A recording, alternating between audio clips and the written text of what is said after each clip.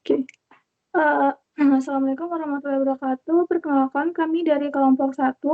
Di dalam video kali ini kami akan memaparkan proyek IMK kami terkait redesign aplikasi MyTelU dari step 10 sampai step 14. Next.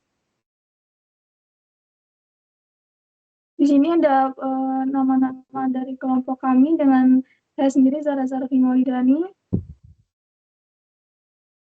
Saya Katelia Dia Prameswari. Saya Wendy Nurisnaini. Saya Aura Widya Paramita. Saya Zahra Amila Putri Sailendra. Oke, jadi di sini ada beberapa topik yang akan kami bahas. Mungkin mulai dari topik yang pertama. Untuk topik yang pertama ini, mulai dari step 10, yaitu internasionalisasi dan aksesibilitas. Next. Nah, untuk internasionalisasi ini, kami melakukan beberapa perubahan sebelumnya pada desain yang kami desain, sehingga telah menerapkan konsep internalisasi. Perubahan yang telah kami lakukan yaitu dengan memilih bahasa. Jadi pada konsep ini kami menyediakan opsi untuk mengubah bahasa sehingga aplikasi dapat dengan mudah diakses dan digunakan oleh pengguna dari berbagai negara. Bahasa yang kami pilih adalah bahasa Indonesia dan bahasa Inggris. Sementara untuk konsep aksesibilitas, berarti sistem itu harus dapat digunakan oleh lingkup pengguna yang tidak terbatas. Pada tahap ini, kami menerapkan aksesibilitas tipe visual. Aksesibilitas visual dalam interaksi antarmuka yang kami buat disusun dengan memperhatikan color palette, ukuran font, dan icon, serta kontrol objek yang memudahkan pengguna dalam menggunakan fitur aplikasi. Gambar yang disediakan di slide itu merupakan bentuk pengaplikasian aksesibilitas visual dari segi tampilan yang praktis dan kecerahan yang sudah ditentukan dengan tone pada color palette. Mungkin bisa di next ke step selanjutnya.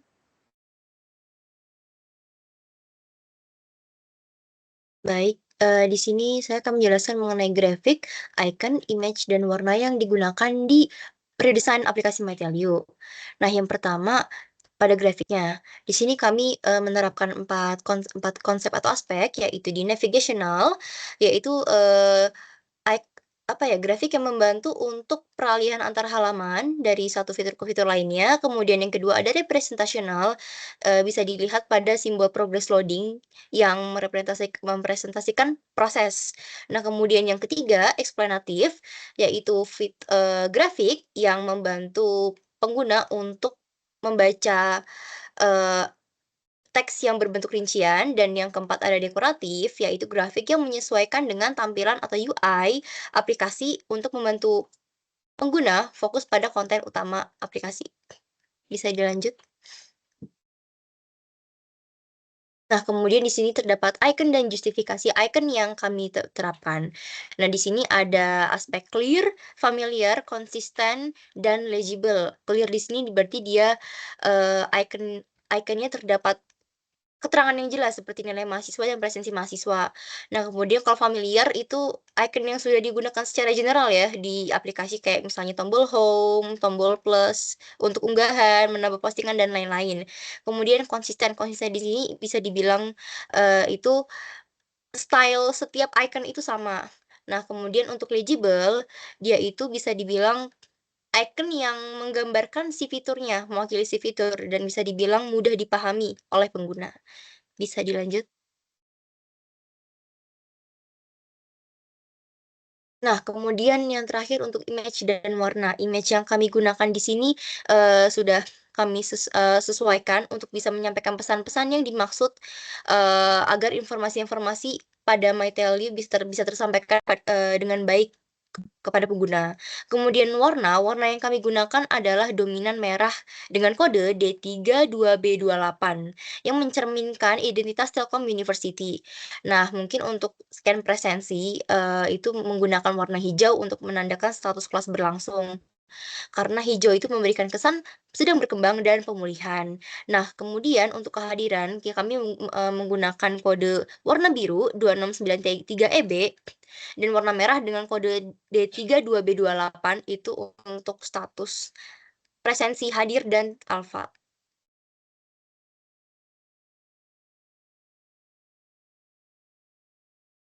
Baik, sekarang masuk ke layout Windows dan halaman. Di sini yang ada dua, yang sekarang kita mau bahas visual hierarchy dulu. Di yang pertama ada hierarchy informasi. Dalam aspek ini penting untuk memperhatikan tingkat kepentingan antara komponen yang berbeda. Komponen yang dianggap penting harus lebih ditonjolkan dengan jelas agar lebih mudah menarik perhatian pengguna. Begitupun sebaliknya, komponen sekunder harus dapat diberikan penekanan yang lebih rendah. Sebagai contoh, pada desain UI di sebelah kanan, setelah pengguna melakukan scan QR untuk presensi, layar akan menampilkan status keberhasilan presensi tersebut. Hasil yang ditampilkan kepada pengguna harus ditampilkan dengan simbol yang mudah dikenali dan tidak ambigu seperti centang dalam bulatan berwarna hijau terang yang menunjukkan keberhasilan atau tanda silang yang dalam bulatan merah yang artinya gagal, sehingga pengguna dapat segera memahami status tanpa perlu membaca deskripsi. Untuk kedua, ada keterkaitan antara desain komponen. Salah satu grafik eksplanatif yang kami gunakan yaitu grafik yang digunakan dalam halaman berita terbaru dan berita terkini, di mana grafik ini akan menampilkan berita terbaru yang dapat di-scroll. Lalu ketiga ada task perception.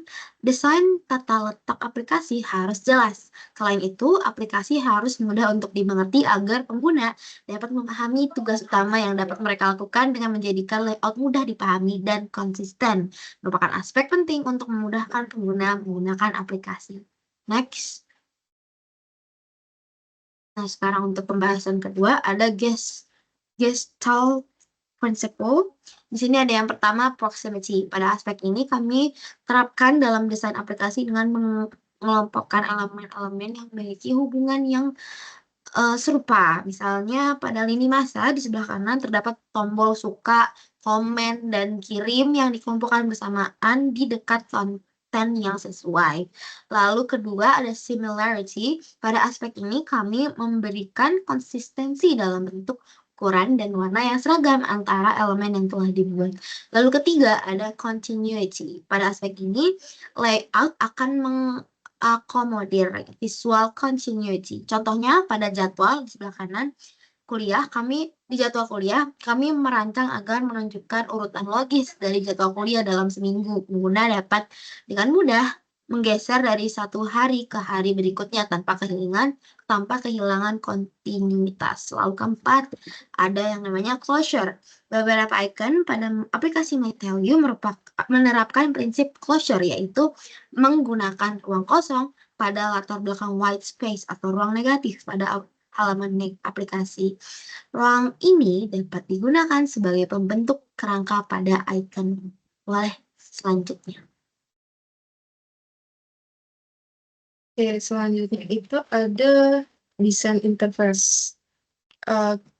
Di sini kita langsung aja ke prototipe dari aplikasi yang telah kami redesign. Pertama itu ada tampilan beranda.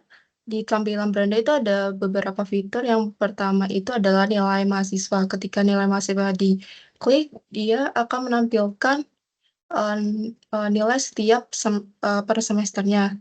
Ada juga nilai TAK, IPK, dan SKS yang diselesaikan. Ketika salah satu card diklik, dia akan menampilkan detail dari nilai semester tersebut dan apa saja mata kuliah yang diambil dari semester tersebut. Selanjutnya itu ada presensi. Di sini merupakan tampilan dari presensi.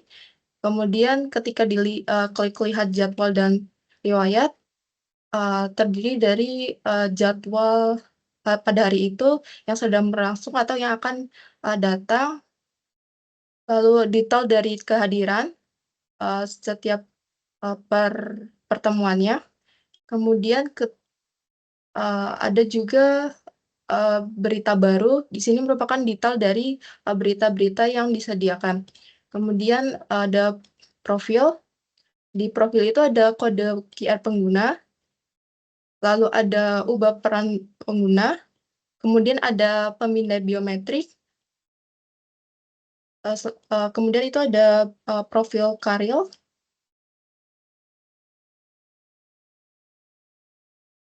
kemudian ada ubah bahasa ke bahasa Inggris. Selanjutnya itu ada timeline. Di timeline ini kita dapat mengunggah sebuah unggahan. Kemudian selanjutnya itu ada pemberitahuan.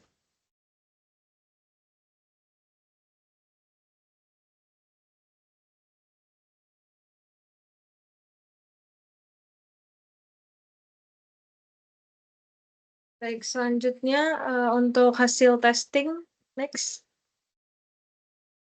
Untuk hasil testing di setiap fiturnya, pertama dari buka nilai mahasiswa, memperoleh skor 92, dengan total testernya 24, lalu itu direct suksesnya 95,8%, misi yang nggak terselesaikannya 4,2%, miskliknya 16,7%, durasinya 21,3 second.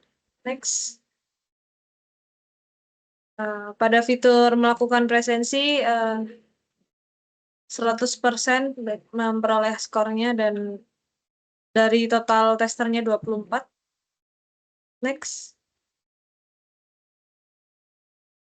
Untuk di fitur melihat jadwal dan presensi mendapatkan skor 90 dengan jumlah tester 24, direct success-nya 95,8, mission unfinished-nya 4,2%, miskliknya 14,6%, dan durasinya 7 second.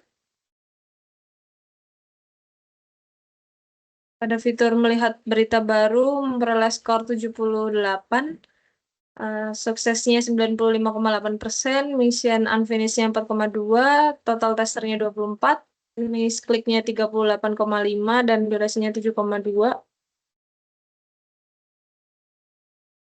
Pada fitur melihat lini masa memperoleh skor 61 dengan suksesnya 72,7%, mission unfinished-nya 18,2, total testernya 22, miskliknya 71%, durasinya 6 second. Next. Pada fitur mengunggah postingan di lini masa mendapatkan skor 91, sukses 95,5%, mission unfinished-nya 0, total tester 22, miskliknya 20%, durasinya 3,2 second. Untuk fitur menjelajah profil yang terakhir mendapat skor 54, sukses 27,3%, mission unfinished-nya 9,1%, total testernya 22, miskliknya 22,6 dengan durasi 24 second. Sekian presentasi dari kelompok kami. Terima kasih. Wassalamualaikum warahmatullahi wabarakatuh.